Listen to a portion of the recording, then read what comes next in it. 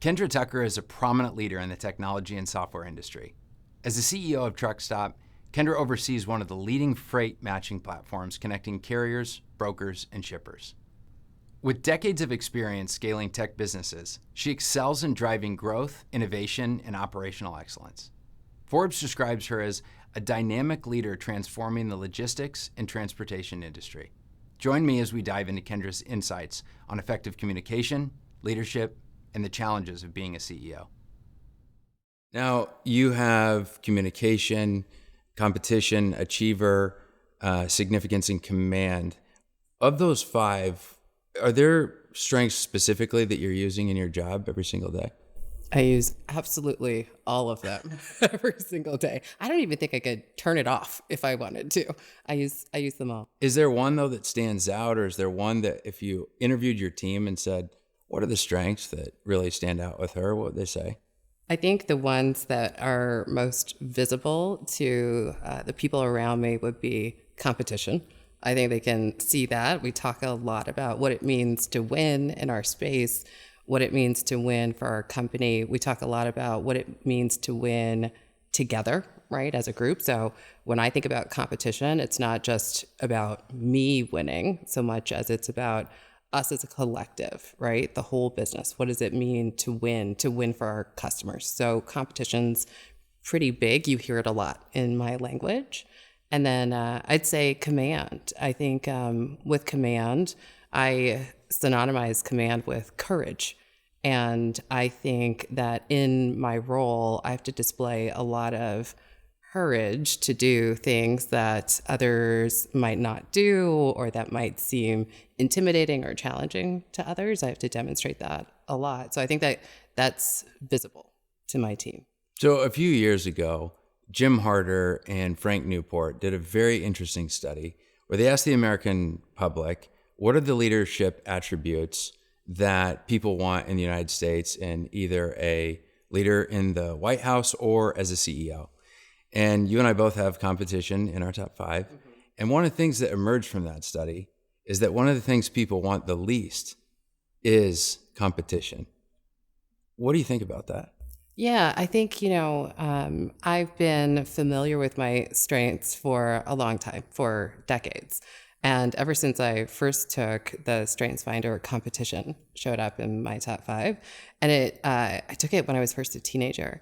And I remember seeing it and not wanting to tell people that I had competition in my top five. Wow. Because I think, socially, it's hard to be around someone who feels super competitive, right? It feels like you have to have a definite winner and a definite loser. And it feels like that you can't build relationships, I guess, with others when you've got competition. I think what I've really come to experience, though, especially as I got older and watched this competition strength really develop, is helping others understand that it's not about me winning versus another person, but it's rather this pursuit of continuously trying to get better and better and better to ultimately be the best. And particularly as I moved from individual contributor roles into leadership roles, helping teams understand that I care most about the collective winning. That's really, I think, helped people be more comfortable with it. And so I understand it. And conceptually, you think as a person, from one person to another, it feels hard to have somebody next to you who you think that person's ultra competitive. But in a leader who's trying to win on behalf of an organization, whatever kind of organization that is, you definitely want a leader, I think, who pushes really hard to win, AKA be the best you could possibly be. Does it change your communication with your colleagues about, what you and I draw inspiration from is not losing, or we get inspiration from the fact on what is the win or what is the objective, also with Achiever. But do you feel like you have to moderate that or in any way adapt your communication to get people, revved up basically in the same way that you and I are? Sure.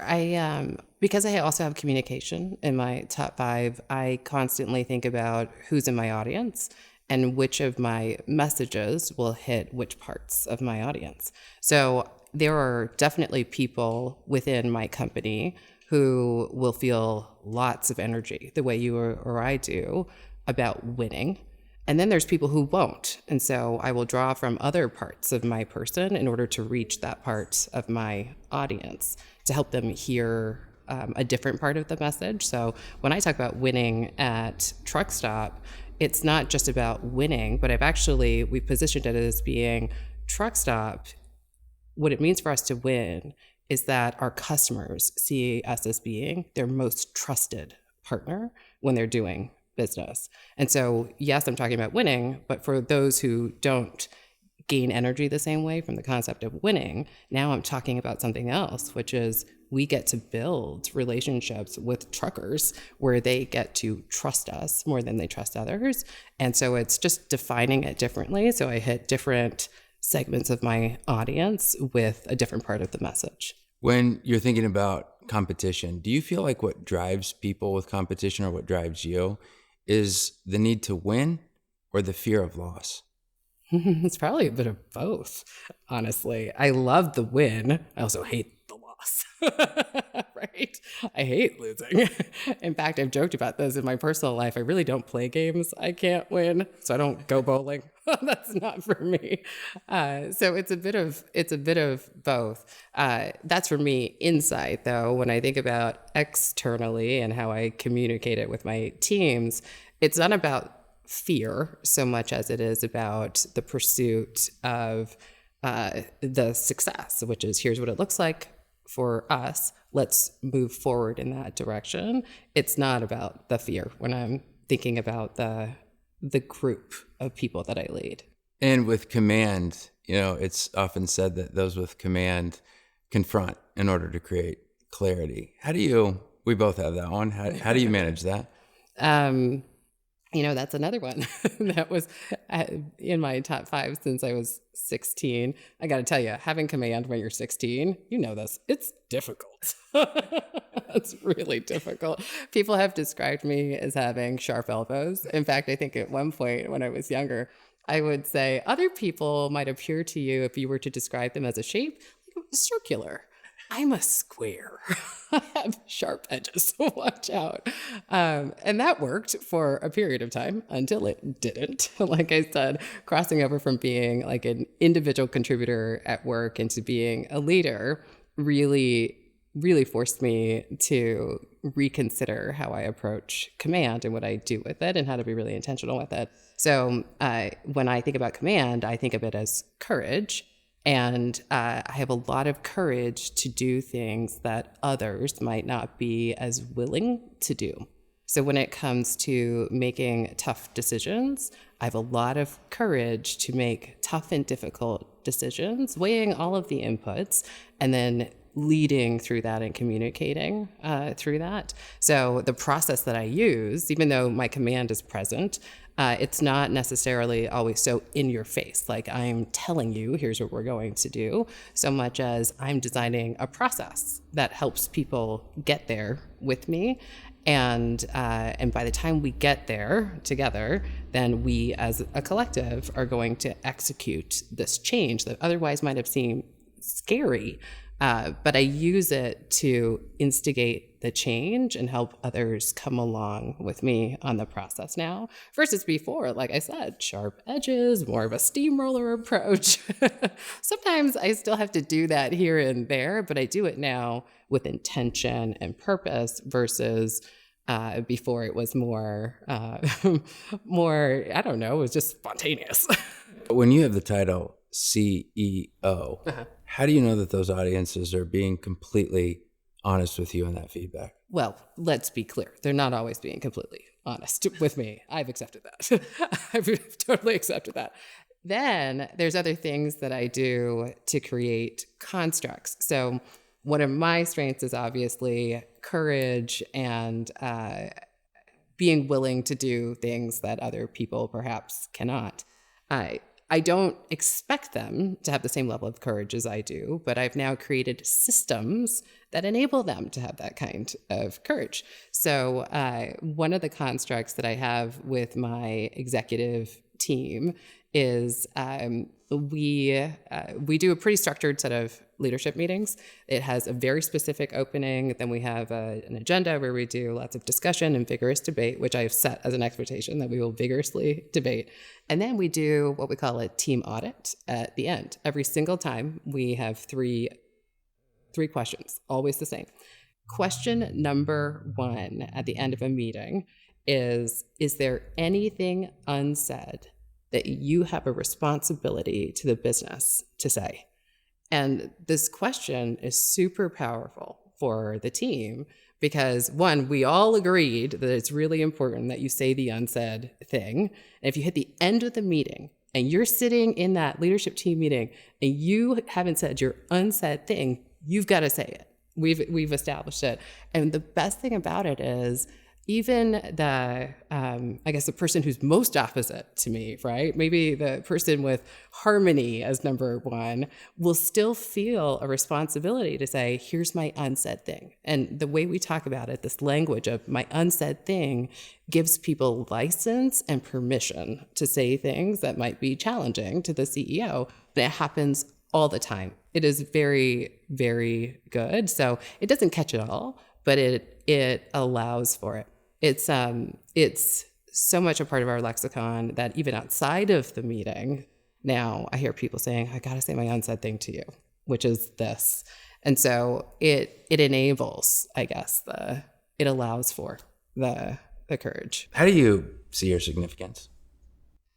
I think of that as an impact theme. Meaning, so when I was younger, I really believed that I myself can change the world. Like, I believe that I am capable of having a large, lasting, positive impact on people, things, situations. I see it as impact. And how did you see, what role would that have been that you had dreamed of when you were young?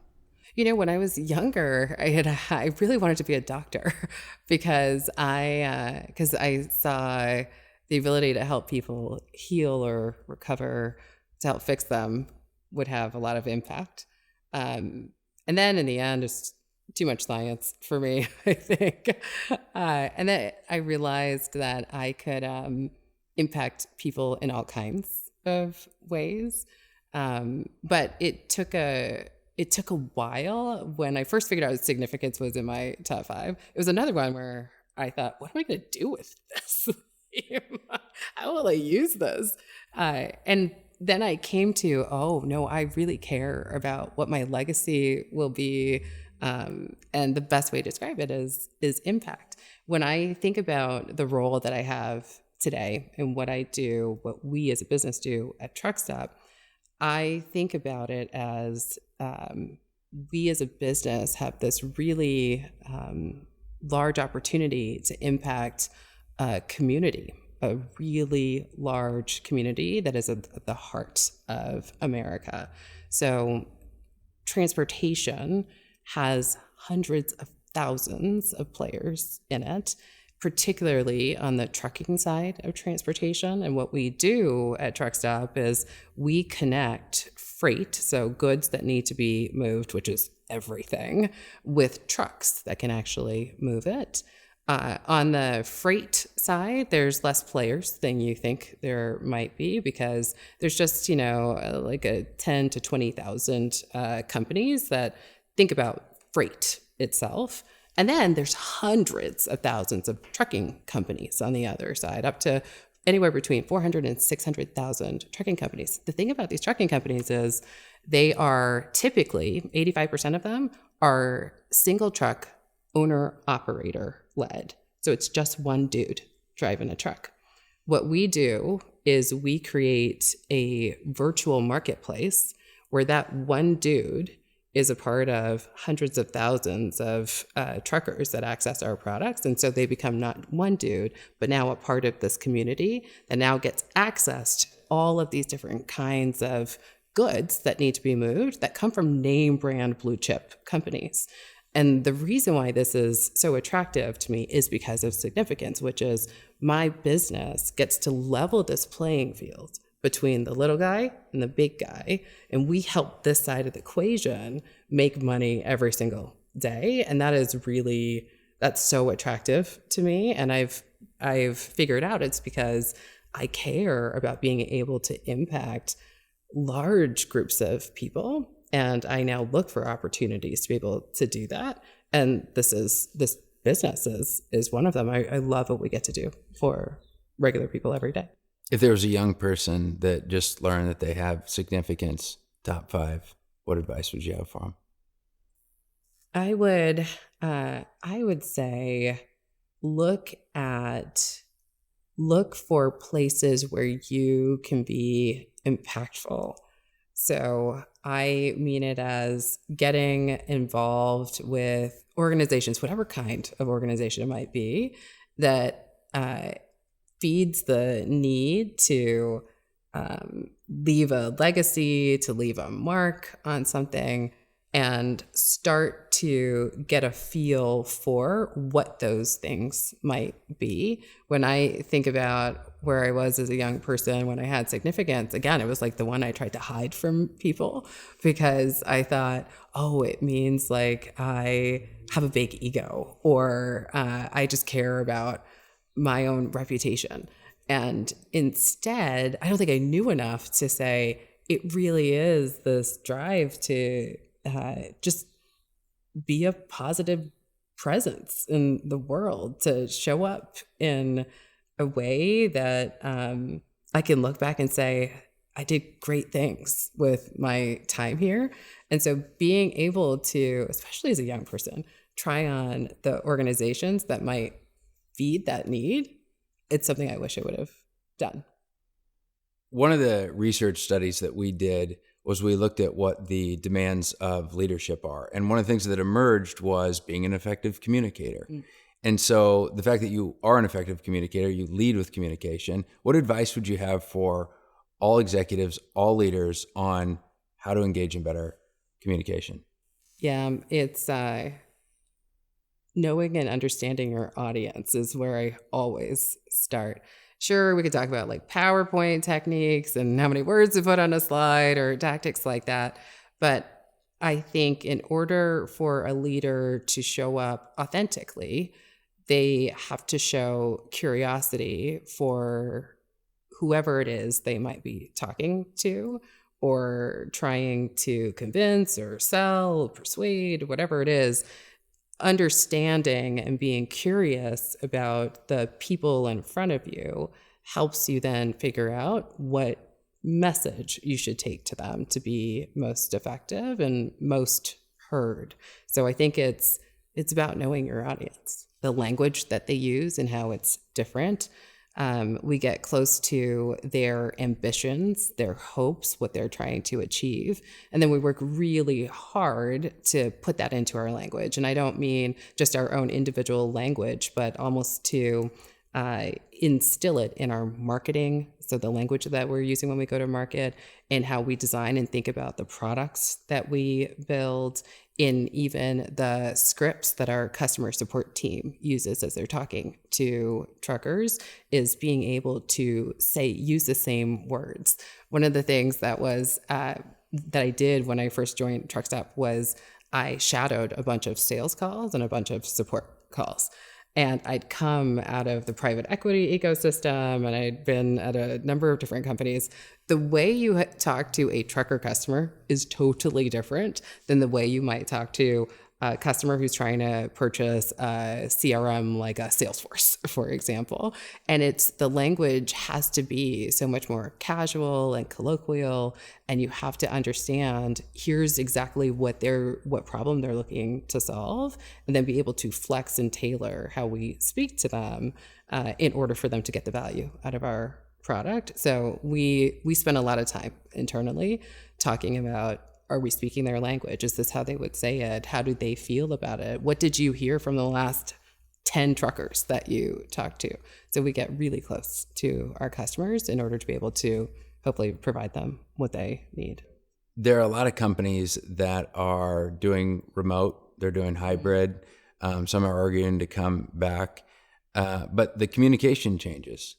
How do you do that in an environment where I think you're more remote and hybrid? Is that true? That's and right. If so, How have you adapted your communication in that context? Yeah, this is one that we continue to work on and experiment with. I think not just us, but I imagine a large number of leaders around the world. We do a lot of things. So when I first became the CEO, which was in 2022, so we were coming out of the pandemic, but at that point our company was more geographically distributed than we'd ever been. One of the things that I set up to help the parts of the company that hadn't gotten to know me get to know me was every 2 weeks I did an Ask Me Anything town hall. So we call it the AMA. And when I first started it, I sent out a survey to say, I'm your new CEO. What would you like to know about me? And I received 75 questions, of which 80% of them were all about me and my personal life. And so I went about answering all 75 questions over the course of weeks of AMA. So it probably took me 6 months to get through. Why were the questions overwhelmingly about you personally, not on strategy, not on culture? Why was that a dominant question? It's the seeking to connect, I think, in the virtual environment. So many of these people had never met me as a human. And part of the reason why I set up the AMA was to try to overcome that, the fact that they hadn't seen me as me. I mean, I think one of the questions was, how tall are you? Right? And I think they were disappointed by the answer because I am short. So we had to create connection in a virtual environment, and this was one of the ways. So trying to create constructs like this AMA was really important in 2022. And then as we went through 2023, we actually turned these AMAs into hybrids. So part of them we would do virtually, and then part of them we would go to cities where we knew we had enough presence, like Denver or Chicago, Phoenix. DC was one of them. And so we'd get some people into a room and then still broadcast it for everybody, but trying to balance the in-person and virtual parts of it it takes planning and thoughtfulness and lots of trial and error. So this year we've got a variety of different communication channels that we're testing. We've kept some portion of the AMAs. We're also now using video, not just video that comes from me or from the leadership, but video that comes now from other employees, partners, we call them at Truckstop, that we then send out to the whole company. So that way people get a chance to know each other in different locations, even though they might not ever meet in person. So there's a lot of testing on how do we create this connection. When you're doing the town halls with your colleagues, what are the hardest questions they ask? The hardest questions are ones that affect their livelihood, as we've gone through changes. When you're on the front lines and you're not in the corporate center, you feel like things get done to me and I don't have any control over it. And so the questions that come up are a lot. They come up, it's phrased differently every time, but it's more like, am I going to lose my job? Right? People get worried about that. And that's always, that one's always hard to answer, right? Sometimes it's like, are we going to have layoffs? Or are we going to restructure and then that's going to put me out of work? And here's what I say to our employees is we do everything that we can not to impact the livelihood of our employees. And at the same time, we have to make tough and difficult decisions for the business. We try to do everything else before we get to cutting or changing roles. And so the answer is always, we prioritize the success of the business. We prioritize trying to keep and engage our employees. But there are no guarantees, right, about what we can or cannot commit to. And we will inevitably go through some kind of change. That will happen. And then it's also helping them just understand that change can feel so scary because it can have these risks to it. But if we don't change, we won't be able to grow and adapt and be this company we know we can be. So it's always hard to strike that balance. No one really wants to hear, so you're saying there's a chance I could lose my job? And the answer is yes, I am saying that. I'm saying there's also a tremendous opportunity for us to be successful as a business. And we want as many people as makes sense for Truckstop to be a part of that. Now, a lot of times CEOs get charged with the fact that they bring in people on their team that are mini-me's. Yet you have had an approach where you can actually see strengths rather than judge them on how much do they like you, because you may see some of their faults or flaws more evidently if it is not necessarily reflected in your own strengths. But how is it that you perceive that kind of diversity of strengths on your team and appreciating them for things that are unique to your own set of strengths? Yeah, I really think about people as talents on the team. And it goes back to, I don't expect any one individual to be well-rounded, but as a team, I expect us to be well-rounded, diverse, and representative of our population. And when I say diverse, I don't mean just gender or race. I really mean diverse in terms of background, experiences, and then diverse in terms of strengths or innate talents and filters. And so, especially when I look at the leadership team that we have today, I think about them as pairs, or it's like pairs or offsets and counters. So I think about my product leader and my technology leader. And those two people, those two roles have to work really well together, but they cannot be the same. They, in fact, have to be like a yin and a yang, right? Like it has to have enough points of overlap and intersection, but enough points that are different. And so I've got a product leader who I tease her. She's a classically trained software product leader, and she's a bit more risk averse. And in our technology leader, I've got someone who has also a fair amount of software experience, but in scrappier environments and is more risk tolerant. And those two things have to exist on our team in order for us to be really effective. And then when I think about who I am on the team relative to my leadership team, I for sure need people on my team who are going to be particularly sensitive to emotional shifts, right? And so I know who the people on my team are. Again, our product leader is exceptionally perceptive when it comes to emotional shifts on the team. And so I rely on her, and I've told her that I rely on her to channel that information, not just to me, but other parts of our team as well. And then I've got a chief legal officer who her job, she does way more than just be a lawyer for us. She is exceptionally good at big picture thinking. So think like futuristic and strategic are themes that I think would show up for her.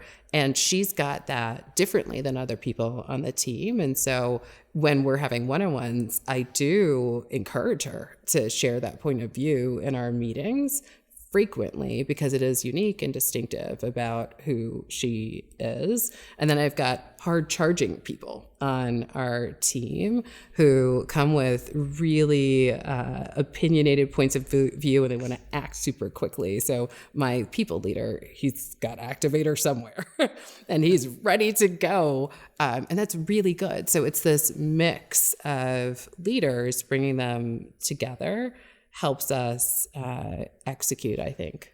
Being CEO is a hard job.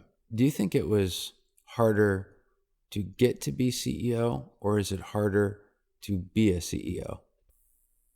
Harder to be a CEO, in that when I became CEO of Truckstop, I really wasn't expecting it. So it was not an active process of me saying, I'm working to be the CEO of Truckstop. It sort of took me by surprise, honestly. And then I really decided, obviously, to lean into it. And so being CEO is a job that requires a lot of balancing and at some points can feel like tightrope walking, which sounds perilous. I don't mean it in a way that's perilous. I just mean it is. You said this a number of times. You're threading lots of needles. It's the lines that you are towing are really thin, and making sure that you create enough tension so that way you can stay on that line is really important and hard to do. It takes a lot of emotional commitment. It takes a lot of personal investment. It takes a ton of reflection, so much reflection and openness to lots of feedback from different channels. So it is a challenging role. And I will tell you, I really love it. I really like doing this job. What's the hardest part? I might not know yet. Meaning that there's always different kinds of challenges. There's always different kinds of challenges. It could be that threading the needles and making sure you get it right is the hardest part. But then I say that and I'm like, but I know I'm going to get it wrong. And so at points, I'm a normal human. And so I think what's hard is trying to get as many of the needles right as you can and being okay with, and I will get them wrong. And if I get them wrong, here's the plan for what happens to right that wrong. So maybe that's the hardest part is being not necessarily okay as if I'm passive about getting something wrong, but knowing that it will happen and being confident that there's a plan to make it better, to work through it. How do you find time to just dedicate to think or to study? And do you reserve time? There was even one time an article, I can't remember if it was HBR or The Economist, but it said that CEOs before a kind of COVID disruption, their time to think was on flights. And so what do you do? I definitely do lots of thinking on flights. I love travel for that reason. During COVID in particular, I had gotten into the habit of starting my day really early at 5:30 or so and not checking email though in that time. This is really important. I check email on my calendar. It says 8:30 to 9 is a daily calendar and inbox scan. And the 5:30 to 7 slot is my time. So I will schedule time for thinking. In fact, because I have Achiever, this is where you see it show up as I'm no longer a to-do list person, but rather my Achiever really shows up on my calendar. And so when you look at my calendar on a 7-day basis, you'll see often a red box on Sundays. That's not an actual meeting, but it'll say priorities for the week. And in it, I'm writing, here are the things that I need to accomplish for this business this week. And they will range from being the most strategic to the most tactical. And then part of what I'm doing is looking at, do my meetings help me accomplish this? Or am I trying to put time to accomplish it? And where I have to put time to accomplish it often happens before the other people get started in their workday. So it's between like that 5:30 to 7 a.m. Where I'll do a lot of the thinking or strategic work or the research that will help me think about how do I lead my team better? How do I communicate and get the communications and messages to cascade throughout the organization? How do I think about, what it means to really be the most trusted partner for our customers? All of that will show up in a red box, and then I will find slots across the week for. Is there something you read regularly? What's your daily news diet? My daily news diet is a mix of scanning the Wall Street Journal, an industry publication called Freight Waves, and then alerts as they come in from various sources. So I get a newsletter alert from Axios about moves in the VC and PE market.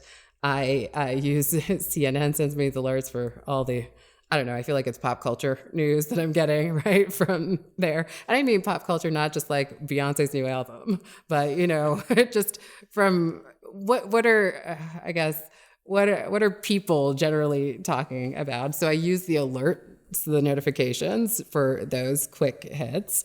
But the true news sources are the Journal, the FreightWaves industry publication, and then often as I'm getting ready in the morning, I will listen to NPR because I can listen to it and not just have to dedicate time to read. Where do you get your inspiration? I get it from connecting with people around me, from things like, catching up with people like you for lunch, or I've got a network of female CEOs that I catch up with, either past or previous CEOs. I get it, honestly. I know people complain about meetings across their day, but I need the person-to-person connection, and I get inspiration from small wins that my team has across a week. Small things that will add up to be big things over the course of time. So it comes from connecting with other people and shared experiences. Kendra, thank you for spending time with me today, but also thank you for being a great friend to Gallup, and also for being a great coach, because you've given me great advice as well. So thank you. Well, thank you so much for having me, John.